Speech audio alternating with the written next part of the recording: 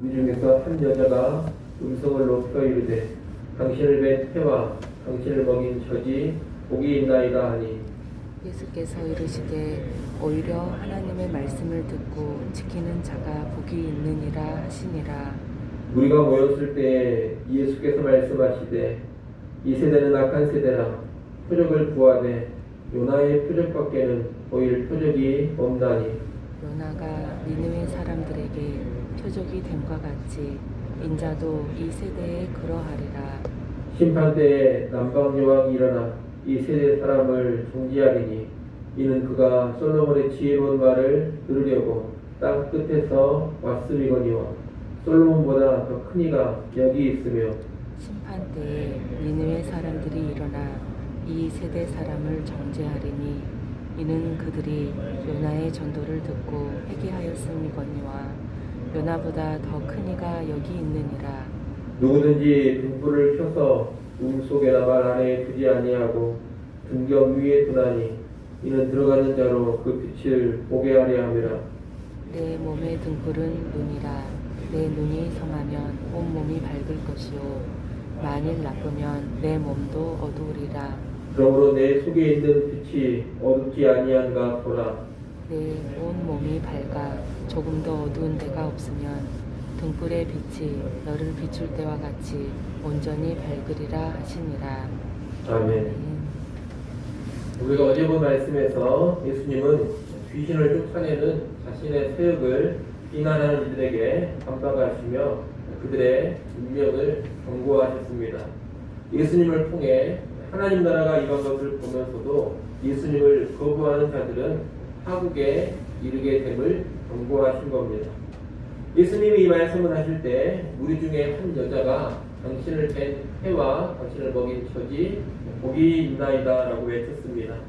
이 여인은 예수님을 긍정적으로 보고 있습니다. 예수님을 사탄의 왕국을 공격하고 사람들을 자유케 하는 분으로 보고 있는 것입니다.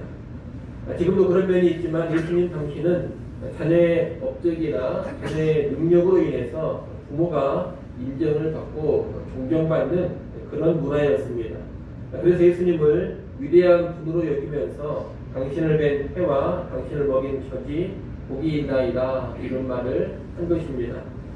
그러나 예수님은 오히려 하나님의 말씀을 듣고 지키는 자가 복이 있다고 하십니다.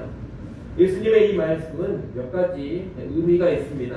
첫째는 지금은 예수님 자신의 위대함에 주목할 때가 아니라 예수님이 선포하시는 말씀에 적극적으로 응답을 해야 하는 때라는 겁니다. 예수님에 대해서 감탄만 할 것이 아닙니다. 예수님을 위대한 분으로만 인정할 것이 아닙니다. 그분이 선포하시는 말씀에 제대로 된 반응을 보여야 합니다. 그 말씀을 듣고 순종해야 합니다. 그래야지만 하나님 나라의 복을 진정으로 누리는 겁니다.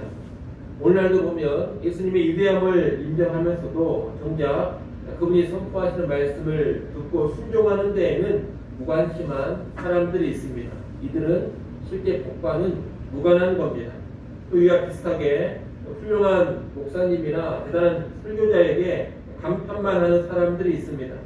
말씀을 듣고 순종을 해야 복이 있는 것이지 설교나 가르침에 감탄하는 것으로 복을 누리지는 못합니다. 그러니 우리는 언제나 말씀을 듣고 순종하는 자리에 설 줄 알아야 되겠습니다. 둘째는 당시 문화에서 인정하는 것처럼 훌륭한 아들을 둔 것이 복이 아니라 말씀을 듣고 지키는 것이 복이 있다는 겁니다. 특정 시대와 특정 문화에서 사람들이 복이라고 여기는 것이 있는데 그것이 늘 진정한 복인 것은 아닙니다. 언제나 진정한 복은 뭐냐? 하나님 말씀을 듣고 순종하는 것, 이것이 시대와 문화를 초월해서 언제나 진정한 복이 됩니다. 지금도 세상이 복을 여기는 것들이 많이 있습니다. 돈 복을 말하기도 하고 자식 복을 말하기도 하고 건강 복을 말하기도 합니다. 그러나 세상적인 형편이 어떠하든지 간에 말씀을 듣고 지키는 것이 오늘날에도 복된 일이라는 것을 우리는 분명히 알아야 되겠습니다. 무엇이 진정한 복인지를 알고 우리가 살아가기를 바랍니다. 셋째로 예수님의 이 말씀은 하나님 나라는 혈육에 의해서 자신의 성패가 결정되지 않는다라는 것을 가르쳐 줍니다. 자식의 신앙이 훌륭하다고 해서 그 덕에 부모가 하나님 나라 복을 받는 것이 아닙니다. 또한 부모의 신앙이 탁월하다고 해서 그 덕에 자식이 하나님 나라의 복을 받아 누리는 것도 아닙니다. 하나님 나라의 복은 어디에 달려있느냐? 각자가 하나님의 말씀을 듣고 지킴에 달려있는 것입니다. 내가 말씀을 듣지 않고 내가 순종하지 않으면 우리 가족이 어떠한 사람이든지 간에 나는 하나님 나라의 복과는 아무런 상관이 없는 겁니다. 그러니 우리는 바로 내가 말씀을 듣고 바로 내가 말씀을 지키는 그런 자리로 나아갈 수 있어야 하겠습니다. 예수님은 이렇게 하나님 말씀을 듣고 지키는 자가 복이 있다고 선언을 하시는데, 이 당시 종교 지도자들을 비롯한 많은 유대인들은 예수님을 통해 선포되는 하나님의 말씀을 전혀 들으려고 하지를 않았습니다. 이들은 이미 선포된 말씀을 듣고 순종하기보다는 오히려 계속해서 표정만을 요구했습니다. 예수님은 이미 충분히 보여주셨습니다. 그리고 말씀으로도 충분히 계시를 하셨습니다. 그런데도 그들은 계속해서 표적을 요구한 겁니다. 예수님은 이런 세대를 악한 세대라고 말씀하시면서 요나의 표적밖에는 보일 것이 없다고 하십니다. 요나의 표적이란 3일간 물고기 뱃속에 들어가서 나온 요나가 니느웨의 심판 메시지를 선포한 것과 연관됩니다. 그때 니느웨는 요나가 선포하는 메시지에 어떻게 반응을 했느냐? 회개하는 반응을 보였습니다. 그 말씀을 수용한 것입니다. 요나의 메시지를 수용하고 회개함으로써 구원을 받았습니다. 만약에 거부했다면 심판을 받았을 것입니다. 이 요나가 바로 예수님의 그림자와 같은 사람인 겁니다. 이제 예수님이 오셔서 그 요나의 실체로 계십니다. 예수님은 요나와 유사하게 3일간 무덤에 계셨다가 부활하시는데, 그분의 메시지에 어떻게 반응하느냐에 따라서 구원과 심판이 결정됩니다.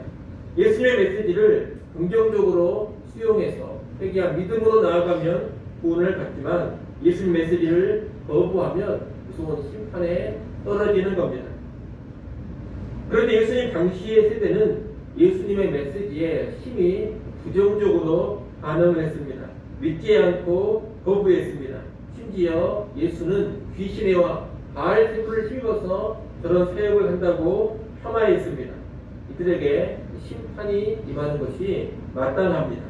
이제 심판의 때가 되면 니느웨 사람들이 일어나서 이 세대의 사람들을 종기할 것입니다. 그리고 남방여왕이 일어나서 종기할 것입니다. 남방여왕은 솔로몬의 지혜를 들으려고 먼 길을 왔던 사람입니다. 그리고 니느웨 사람들은 예수님의 그림자에 지나지 않는 요나의 선포를 듣고서도 회개했던 사람들입니다. 그런데 예수님 당시 사람들은 솔로몬보다 크신 예수님께 직접 말씀을 들으면서도 듣지를 않았습니다. 요나의 실체인 요나보다 훨씬 더 크신 예수님이 선포를 해도 회개하지 않았습니다. 그만큼 완악했습니다. 그러니 이들의 완악함을 남방여왕과 니느웨 사람들이 정죄하는 겁니다. 오늘날 우리도 니느웨 사람들이나 남방여왕의 정죄를 받지 않도록 깨어 있어야 할 것입니다. 우리가 오늘 예수 믿을 증거가 부족하지 않습니다. 또 말씀대로 믿고 따를 증거도 부족하지 않습니다. 증거가 없어서 못 믿는 것이 아닙니다. 증거는 이미 충분합니다. 믿을 마음이 없는 것이고 순종할 마음이 없는 겁니다. 그러니 우리에게 필요한 것은 더 많은 증거, 더 많은 표적이 아닙니다. 우리에게는 무엇이 필요하냐? 마땅히 믿을 것을 믿고자 하는 마음입니다. 순종해야 할 것을 순종하고자 하는 착하고 좋은 마음, 부드러운 마음입니다. 그래서 오늘 우리는 증거와 표적을 구할 것이 아니라 새로운 마음, 착하고 좋은 마음, 부드러운 마음을 구할 수 있어야 되겠습니다. 오늘 본문의 마지막 부분인 33절부터 36절은 선한 눈과 나쁜 눈에 관한 말씀입니다. 등불을 켜놓고서 숨기는 사람은 없습니다. 누구든지 그 등불을 볼 수 있도록 등경 위에 둡니다. 마찬가지로 예수님도 이 세상의 등불로서 자신을 감추시지 않고 훤히 드러내셨습니다. 누구든지 알아볼 수 있도록 자신을 계시하셨고 하나님 나라 하나님의 복음을 분명하게 선포하셨습니다. 더 이상 표적이 없을 정도로 밝히 드러내신 겁니다. 그러니 사람들은 이 빛을 보고 받아들이면 됩니다. 34절에 보면 이 몸의 등불은 눈이다 그렇게 말씀합니다. 눈이 몸 안을 비추는 등불 역할을 한다는 뜻입니다. 눈이 정상적으로 작동하면 외부의 빛을 잘 받아서 몸을 밝히게 됩니다. 그러나 눈에 문제가 생기면 빛을 받지를 못하고 어두워지게 됩니다. 그래서 눈이 중요합니다. 이 44절 말씀은 빛 대신 예수 그리스도에 대한 반응에 따라서 밝은 인생을 살 수도 있고 어두운 인생을 살 수도 있음을 알려주는 겁니다. 빛 대신 예수님이 오셔서 복음의 빛, 하나님 나라의 빛을 환히 비추고 계십니다. 영적인 눈을 밝히 떠서 그 예수님을 받아들인다면 그 사람의 온 몸은 밝을 것입니다. 밝은 인생을 사는 겁니다. 그러나 눈이 가려져서 예수님을 거부한다면 그 사람의 온 몸은 어두워집니다. 어두운 인생, 흑암 속의 인생을 살게 되는 겁니다. 그러니 오늘 우리는 나는 내 눈을 밝히 떠서 빛 대신 예수님을 제대로 보고 있는가, 예수님의 말씀을 듣고 믿고 그 말씀대로 살고 있는가를 점검해야 하겠습니다. 간단히 말하면 내 몸이, 내 삶이 어두운가 밝은가 이것을 점검해야 한다는 겁니다. 바라기는 우리는 등불된 내 눈을 적극적으로 열어서 예수님께 긍정적으로 반응하기를 원합니다. 예수님이 하시는 말씀, 예수님의 선포하는 복음을 듣고 믿고 적극적으로 따르십시오. 그래서 어두움이 없는 인생, 온전히 밝은 인생 살아가는 우리 모두가 될 수 있기를 간절히 축원합니다. 기도하겠습니다.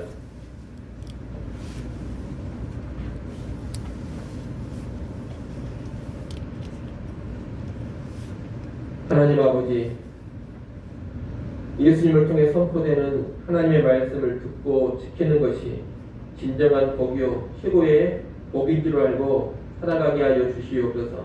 세상이 말하는 허탄한 복에 휘둘리지 않게 하시고 예수님이 가르쳐주신 참된 복, 영원한 복, 최고의 복에 집중하며 살게 하여 주시옵소서. 많은 사람들이 예수님을 부정하고 거부하는 시대를 살고 있습니다. 이러한 시대이지만 내 눈을 밝히 열어서 그때 예수님을 제대로 알고 따르게 하여 주시옵소서. 그의 어둠에서 벗어난 밝은 인생 살게 하여 주시옵소서. 하나님, 시간도 하나님께 나와 기도합니다. 우리 구하는 것이나 생각하는 것에 더욱 넘치도록 채워 주시옵소서. 기도하는 시간 하나님과 더 친밀하게 교제하는 시간 되게 하시고 하늘 평안 누리며 성령으로 충만해지게 하여 주시옵소서. 이 시간도 주님 앞에 감사하며 예물을 드립니다. 손녀 이명구 씨 합격 아들 승진으로 인해 감사하며 예물 드립니다. 하나님 은혜 감사하며 예물 드리오니 손녀 아들 계속해서 하나님께서 합당하게 살게 하시고 그들의 입시에서 하나님 영광 드러내게 하여 주시옵소서. 생일에 감사하며 또 예물 드립니다. 나는 날이 복되고 즐거웠던 것처럼 남은 인생도 복되고 즐거운 인생 되게 하시고 무엇보다 하나님의 기쁨되는 인생, 하나님 영광 위에 살아가는 인생 되게 하여 주옵소서. 예수님의 이름으로 기도드리옵나이다. 아멘.